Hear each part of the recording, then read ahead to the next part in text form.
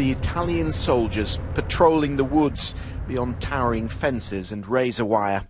This is the site for the new rail link under the Alps, now an area of national strategic importance and subject to the same rules as an army barracks. They guard a project that for 20 years has been delayed by a titanic struggle. Yet this week, despite the demonstrations of the local Alpine community, work on the Italian side has finally begun. In Italy, what is very difficult is to start. When you are started, then you can finish. At 57 kilometres, it would become the longest rail tunnel in the world, but there is a long way to go. This week, they've hammered and blasted the first 10 metres, and this is only an exploratory tunnel.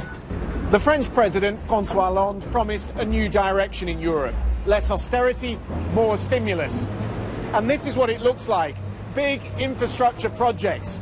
But this tunnel will cost 8.5 billion euros to complete. If it creates the projected 3,500 jobs, that's almost 3 million euros per job. 40% of the budget will come from European taxpayers. The French, who've already completed 10 kilometres, are pushing for its final approval. In France, only 10% of Transalpine freight currently goes by rail. And even by road on the A32 to Turin, we were practically travelling alone. Susa is the bastion of the opposition, where protesters fiercely dispute the economic and environmental assessments. We strongly believe that all this money, because it's a huge amount of money, should be spent on some other issues, like, for example, make schools safer or build new hospitals.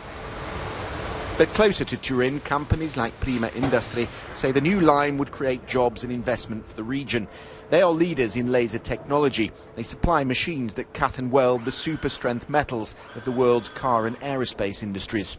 So precise are their machines, they were used to fashion the Olympic torch. If the tunnel can bring Turin, can project Turin to the center of Europe, then Turin will have great opportunity to grow. The Lyon-Turin tunnel could modernise rail travel in Europe, slashing journey times from London to Milan to 6 hours. But the final decision on whether it's worth it, that rests with the politicians who are meeting today in Brussels. Christian Fraser, BBC News, Turin.